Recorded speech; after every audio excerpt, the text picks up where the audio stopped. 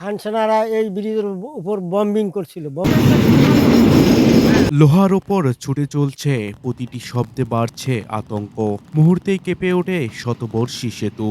থমকে যায় অনেকের নিঃশ্বাস। নিচে তিস্তার স্রোত, ওপরে হাজারো মানুষের জীবন নিয়ে এগিয়ে চলছে ট্রেন। লালমনিরহাটের তিস্তা নদীর ওপরে দাঁড়িয়ে থাকা এই রেল সেতু হয়ে উঠেছে শঙ্কার নাম। ব্রিটিশ আমলে নির্মিত রেল সেতুটির নকশাগত আয়ুষ্কাল ছিল প্রায় ১০০ বছর। অথচ ২০২৫ সালে এসে এর মেয়াদ শেষ হয়েছে ২ দশকেরও বেশি আগে।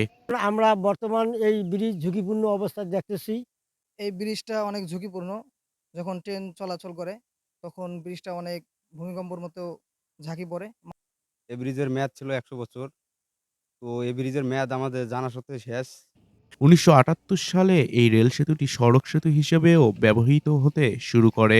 ২০১২ সালে পৃথক সড়ক সেতু নির্মাণ হলেও রেল চলাচলের পুরো চাপ এখনো এই মেয়াদোত্তীর্ণ সেতুর ওপরই। লালমনিরহাট কুড়িগ্রাম সহ উত্তরাঞ্চলের গুরুত্বপূর্ণ রেল যোগাযোগ নির্ভর করছে এই সেতুর ওপর। প্রতিদিন গড়ে ১৮ থেকে ২০টি যাত্রী ও পণ্যবাহী ট্রেন সেতুটি পার হয়। ট্রেন চলাচলের সময় তীব্র কম্পন অনুভূত হয়। কোথাও কাঠের স্লিপার নড়বড়ে, কোথাও ঢিলা নাটবল্টু, আবার কিছু অংশে স্পষ্ট ক্ষয় দেখা যায়। অস্থায়ী সংস্কার হলেও তা পর্যাপ্ত নয়।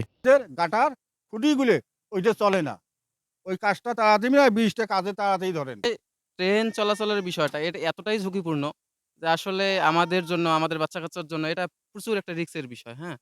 তা আমরা আসলেই চাচ্ছি যে এটা যত তাড়াতাড়ি সম্ভব দ্রুত সময়ের মধ্যে বাস্তব। বিশেষজ্ঞদের মতে মেয়াদোত্তীর্ণ অবস্থায় নিয়মিত ট্রেন চলাচল যেকোনো সময় বড় ধরনের দুর্ঘটনা তৈরি করতে পারে। তবে বিকল্প ব্যবস্থা না থাকায় সেতুটি ব্যবহার অব্যাহত রয়েছে। রেলওয়ে কর্তৃপক্ষ জানায় নিয়মিত পরিদর্শনের পাশাপাশি ঝুঁকি কমাতে ট্রেনের গতি ৩০ থেকে ৪০ কিলোমিটারে সীমিত রাখা হয়েছে। এটা যেহেতু ১০০ বছরের বেশি পুরানো হয়ে গেছে, যদি সবকিছু ঠিক থাকতো তাহলে এটা কিন্তু আমরা 70-80 কিলোমিটারেই কিন্তু আমরা ট্রেন চালাতাম। যেহেতু এটার মেয়াদ উত্তীর্ণ হয়ে গিয়েছে, এজন্য আমরা এটা কিন্তু এখন ৩০-৪০ কিলোমিটার বেগে ট্রেনটা এখন চলে। তো এই চলার কারণটাই হচ্ছে আমাদের কিছু ল্যাগিং। তবে এটা সেফ, আনসেফের কিছু নাই এটা। মানে চিন্তিত হওয়া বা আ আ দুশ্চিন্তা করার কিছু নাই। কেননা এখানে যখন আমাদের লোকজনগুলা প্রতিদিন বা প্রতি সপ্তাহে একটা রুটিন ওয়ার্ক করেন, তখন তারা কিন্তু এটা এনশিওর করে যে এটা সেফ কিনা। তিস্তার বুকে দাঁড়িয়ে থাকা শতবর্ষী এই রেল সেতু একসময় ছিল আস্থার প্রতীক, আস্থা ঝুঁকির নাম। এ অঞ্চলের মানুষের প্রত্যাশা, জীবন ও নিরাপত্তাকে অগ্রাধিকার দিয়ে দ্রুত নতুন সেতু নির্মাণ বা টেকসই সংস্কারের উদ্যোগ নিবে সংশ্লিষ্ট কর্তৃপক্ষ।